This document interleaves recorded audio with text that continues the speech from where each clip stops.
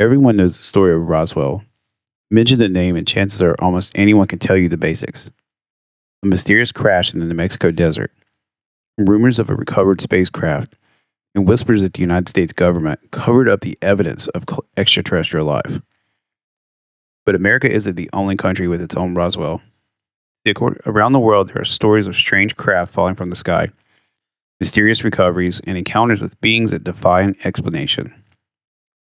Some of those cases are every bit as compelling as Roswell, yet they've never reached the same level of public awareness, especially here in America. One of the most fascinating is a case that has come to be known as the Brazilian Roswell. Now, while alleged crash itself is certainly interesting, it's not the object that always fascinated me, it's the occupants. In Varginha, Brazil, we find an extraordinary chain of witnesses. 3 young women who claimed to come face to face with a living creature. Firefighters and military personnel who reportedly became involved in the recovery. Doctors and hospital staff who later claimed they encountered something they couldn't explain. Even some alleged that an autopsy was performed on one of the beings. And whether you believe these claims or not, difficult to just ignore how many people have become part of the story. But Virginia isn't the only case where multiple witnesses describe a bizarre humanoid creature. Nearly 20 years earlier in the United States, another encounter unfolded over the course of 3 days. Multiple independent witnesses reported seeing the same strange figure wandering through a quiet Massachusetts town. The descriptions were remarkably consistent. A small, hairless being with an oversized head, enormous glowing eyes, and impossibly long limbs. Now, the case became so unusual that renowned cryptozoologist Loren Coleman traveled to investigate it himself, and the creature would become known as the Dover Demon. Today, we're comparing these 2 remarkable encounters, one from Brazil, one from America. 2 very different places, yet 2 stories that seem to echo one another in surprising ways. So grab a cup of tea, settle into your favorite chair, and join us as we examine 2 of the most intriguing alien encounters ever reported. 1, 2, 3, 4.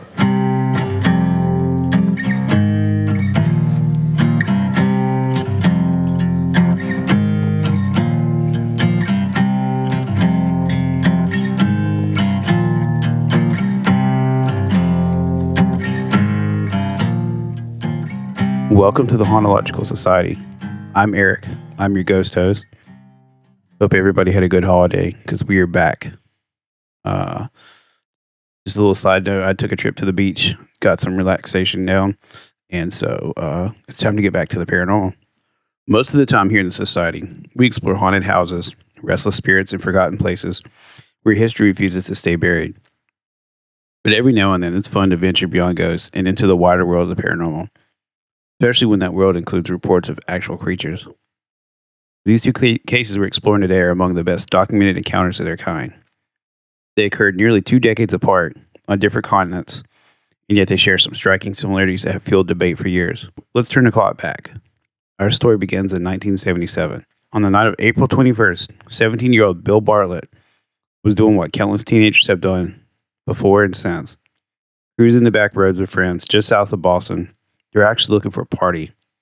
It was around 10:30 that night as they drove along Farm Street in the quiet town of Dover, Massachusetts. The roads were dark. The stone walls that lined them were barely visible in the headlights. Nothing about the evening suggested it would become one of the most famous cryptid encounters in American history. Suddenly, Bill saw it. Perched atop a low stone wall was a creature unlike anything he had ever seen. It stood only 3 to 4 feet tall and appeared completely hairless. Its head was disproportionately large and bulbous, dominated by 2 enormous glowing eyes that seemed to reflect the car's headlights. Bill noticed that it had unusually long, thin fingers gripping the stones of the wall, as if it were clinging to it, and he described its skin as grayish or peach-colored, with a texture that reminded him of wet sandpaper. The encounter lasted only a matter of seconds. By the time Bill's friends looked to see what had caught his attention, the car had already passed the strange figure. None of them saw the creature. And after dropping his friends off, Bill drove home stunned in silence. When he walked through the front door, his father immediately noticed something was wrong. Bill recounted the bizarre encounter, and rather than dismissing the story outright, his father asked him to draw what he had seen while he was still fresh in his memory. The sketch, simple, unsettling, and unmistakable, has endured for nearly 50 years. It remains a definitive image of what has come to known as the Dover Demon, It continues to shape how people envision the mysterious creature to this day. Now, around midnight of the same night, 15-year-old John Baxter was leaving his girlfriend's house, Kathy Cronin, and beginning to walk home along Farm Street. The road was quiet and illuminated by the pale glow of the moonlight. And as John walked, he noticed a figure approaching him farther down the road. Now, at first, he didn't think much of it, but the figure was short, and John assumed it was his friend M.G. Bouchard, another teenager who lived nearby. But as the distance between them closed, something felt off. John called out, "Who is it?" The figure immediately stopped in the middle of the road, and then without making a sound, it darted into the brush beside the roadway. Curiosity got the better of him. John took off after it, chasing the mysterious figure into the dark woods, probably thinking that Bouchard was playing a prank on him. Moments later, he found himself standing 30 feet from a creature perched on top of a large rock. The two simply stared at each other. Although the darkness obscured many of its details, John could clearly make out its silhouette. He later described it as having a body similar to a monkey's, with long limbs and an oddly proportioned frame. Its head, he said, resembled the shape of a figure 8, topped by two enormous round eyes that seemed fixed directly on him. As the initial shock wore off, fear took over. John turned and sprinted back towards Farm Street as fast as he could. Later, he'd say that he kept running through his mind. He had never seen anything remotely like that creature before. And eventually, he managed to catch a ride home. Once there, while the encounter was still fresh in his mind, he sat down and also drew what he had seen. Remarkably, his sketch closely resembled the drawing Bill Bartlett had made hours before, even though the two had not yet compared their experiences. Now, the following day, Bill Bartlett shared his story with his friend, Will Tainter. It was an odd tale, but there wasn't much neither of them could make out of it. Then, less than 24 hours after Bill's original encounter, the mystery deepened. Sometime after midnight, on April 22nd, Will was driving with his girlfriend, Abby Brabham, the same general area, when Abby suddenly gasped and pointed to the side of the road. There, crouched near the roadside and facing the car, was a strange creature. Startled, Will instinctively accelerated and sped away. After putting some distance between themselves and whatever they had just seen, the couple pulled over to catch their breath and compare what they had witnessed. Abby described a small, hairless creature with an oversized, bulbous head and enormous glowing eyes that appeared bright orange. Will had only caught a brief glimpse, but his description matched hers perfectly. The only difference was the color of eyes. While Abby said they were orange, Will believed they appeared green in the headlights. It was now the third independent sighting in less than 24 hours, involving 4 separate witnesses. And despite observing the creature from different locations and under different circumstances, each description pointed to the same bizarre being, one that would soon be known as, of course, the Dover Demon. Now, the name the Dover Demon itself came from renowned cryptozoologist Loren Coleman. And without his investigation, there's a good chance this case would have faded into local folklore instead of becoming one of America's most famous cryptid encounters. Coleman happened to live by in the town of Needham, Massachusetts, and on April 28th, just days after the sighting, he stopped by the Dover Country Store, where he noticed sketches of the strange creature on display. Curious, he began asking the store clerk about the drawings, and quickly learned about the bizarre reports coming from local teenagers. The story immediately captured his attention. Rather than dismissing it as another small-town rumor, Coleman assembled a team of investigators that included professionals from a variety of backgrounds. Together, they approached the case with remarkable seriousness. Coleman didn't treat it like a sensational UFO story. He treated it like a crime scene. He visited each of the locations where the encounters reportedly occurred, searching for any physical evidence that might explain what had happened. He interviewed every witness separately to avoid contamination of their testimony and compared each account for consistency. He even spoke with people who knew the teenagers personally, trying to determine whether they had reputations for honesty and if they were the kind of kids who might invent an elaborate hoax. In the end, no physical evidence was recovered from any of the 3 locations. There were no footprints or hair samples, no disturbed vegetation. Nothing could be conclusively proven that a strange creature had ever been there. But interestingly, Coleman considered one aspect of the case to be a point in its favor. While the witnesses shared the same broad details, they weren't identical, and each account contained small discrepancies in timing, perspective, and description. And to Coleman, that actually added credibility. If every witness had repeated the exact same story, word for word, it would have suggested that they had coordinated their accounts beforehand. Instead, The differences were exactly what he would expect from multiple people independently describing a shocking and unfamiliar experience. For that reason, Lauren Coleman ultimately believed that the teenagers were sincere. He wasn't convinced that they had encountered an extraterrestrial, a cryptid, or any specific creature, but he did believe that they had honestly reported what they had saw. Rather than forcing the evidence to fit a particular theory, Coleman left the case open-ended. And decades later, he has never claimed to know exactly what the Dover demon was, only that something extraordinary happened in Dover during those 3 nights in April of 1977. Now, just a little side note, if you want to visit Lauren Coleman, he runs a cryptozoologist museum in Portland, Maine. On January 20th, 1996, in Varginha, Brazil, possibly as many as 100,000 people witnessed a strange object streaking across the sky. Witnesses described it as a metallic, cigar-shaped craft that suddenly changed direction before descending rapidly toward the ground. One of the first people to reach out to the crash site was Carlos de Souza. Now, de Souza was a businessman, a geography teacher, but perhaps most importantly, an experienced pilot. Flying light aircraft was one of his hobbies, so he was familiar with normal air traffic over the region. When he first saw the object descending, he assumed it was a blimp. And according to de Souza, blimps are common sight around Virginia because they frequently hovered over soccer matches being played in the area. But something about this craft caught his attention, is the way it maneuvered gave him the impression that it was under intelligent control and likely had occupants aboard. Believing that a pilot and crew might be in serious danger, de Souza immediately got into his vehicle and drove toward where he believed the crash had come down. When he arrived, he found debris scattered across the area. Roughly half the craft remained intact, having come to rest against a tree. De Souza recalled an overpowering smell of ammonia mixed with rotten eggs. The odor was so intense that it burned his eyes and made it difficult to stay near the wreckage. Now, among the debris, he noticed a strange piece of metal. He picked it up and was surprised by how incredibly light it felt. The material was also remarkably pliable, and he crumpled it into a tight ball with his hands, but when he released it, the metal slowly unfolded and returned to its original shape as though nothing had happened. The description closely resembles what is now commonly referred to as memory metal, a detail that has also become one of the enduring claims surrounding the Roswell incident nearly 50 years earlier. It wasn't long before the Brazilian military arrived, and according to de Souza, one soldier marched directly toward him, struck him in the chest with the butt of his rifle so hard that he dropped the piece of metal. The soldier ordered him to leave immediately. De Souza protested, insisting that there could be injured people inside the wreckage, but the soldier wasn't interested in hearing his concerns.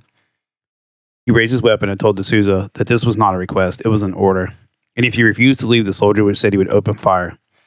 With no other choice, de Souza backed away as the military established a perimeter around the crash site, preventing anyone else from approaching the wreckage. Shaken by what he had witnessed, de Souza stopped at a nearby gas station to refuel and gather his thoughts. But while he was there, a black or possibly dark blue car pulled into the station.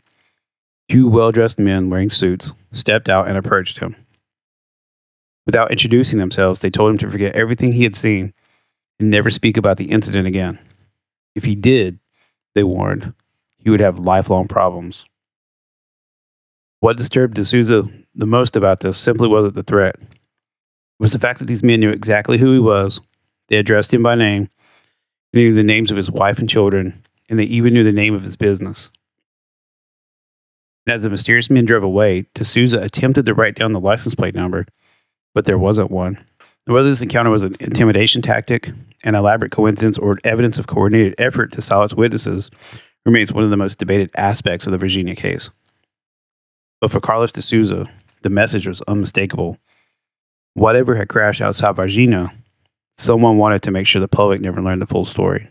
After Carlos de Souza's encounter with the military, in what may have been a Men in Black style warning, 3 young women in Varginha would have an encounter they would never forget. 2 sisters, Lilian Fatima Silva and Valkyria Aparecida Silva, along with their friend Katia Maria de Andrade Xavier, were walking through a vacant lot when they noticed something crouched against a wall.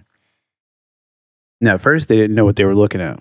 But as they got closer, they realized this was no ordinary animal. The creature was described as roughly 5 feet tall, with a large head, reddish-orange eyes, brown, oily-looking skin, hands and feet that appeared to have only 3 appendages. Most disturbing of all, the women claimed it had 3 horn-like protrusions on top of its head. They also reported a strong odor, something like ammonia or sulfur, the same kind of smell witnesses had described near the alleged crash site. The girls were terrified and ran back to the Silva home later. Later, when they recalled the encounter, they said the creature did not seem aggressive. In fact, it seemed afraid, almost as if it were injured, confused, or silently asking for help. Lily Ann Valkyria's mother returned to the lot, but by then the creature had vanished. Still, she claimed she found a strange footprint, and the smell of ammonia still lingered in the air. And by this point, reports are spreading all across Virginia. Some believe there may have been at least 3 creatures wandering through the town. At a local zoo, several animals mysteriously died. One staff member reportedly saw a horned creature with bulging red eyes near the zoo. When the animals were examined, it was said that they appeared blackened on the inside. There were also claims that firefighters had captured a creature in a net, placed it in a wooden crate, and handed it over to the military. This would later become known as the quote-unquote first creature. Then came one of the most important claims in the case. Brazilian military police officer Marco Elis Charis was allegedly on patrol when he encountered one of the creatures wandering through the streets. He stopped his vehicle, approached it, and with little resistance managed to capture it and place it in the back of his cruiser. From there, the creature was reportedly taken to the regional hospital in Varginha, where the military was already waiting. Witnesses claimed that part of the hospital was sealed off, and that staff members were told to forget what they had seen. Sometime after arriving at the hospital, the creature allegedly died. Its body was then said to have been transferred to a Brazilian military base before being taken to a university for examination and autopsy. At some point, a neurosurgeon named Dr. Italo Venturelli claimed he examined one of the beings while it was still alive.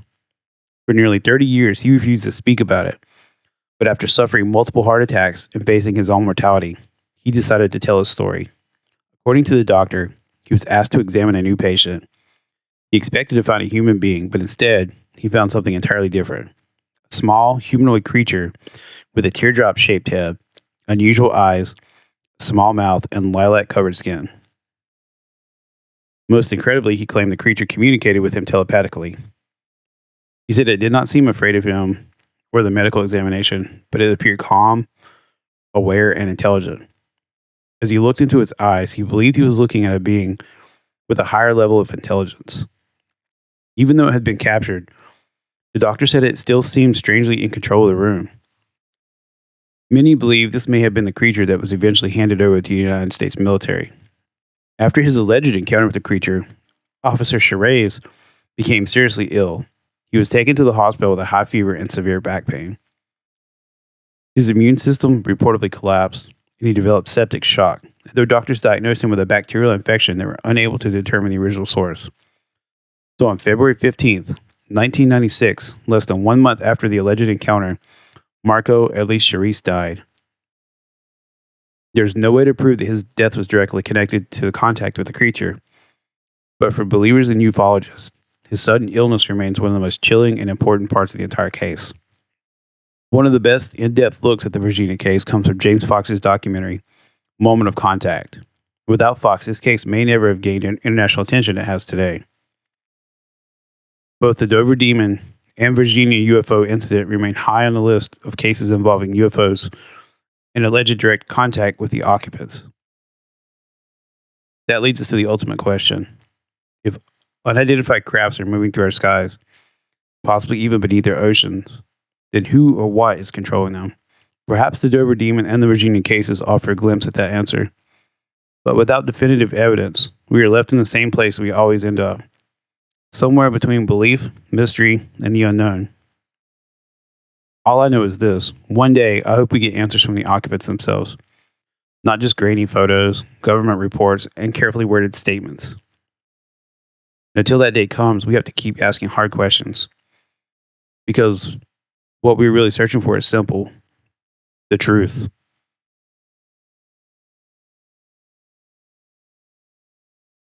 Thanks for listening to the Hauntological Society. Don't forget to check us out on Facebook and Instagram. If you think you've seen an alien, send me an email to hauntologicalsociety@gmail.com. Thanks, Jeremy, for mastering our episodes. Check out his band Hellen's Bridge. And until the next case, I'm Erik, and I'm out.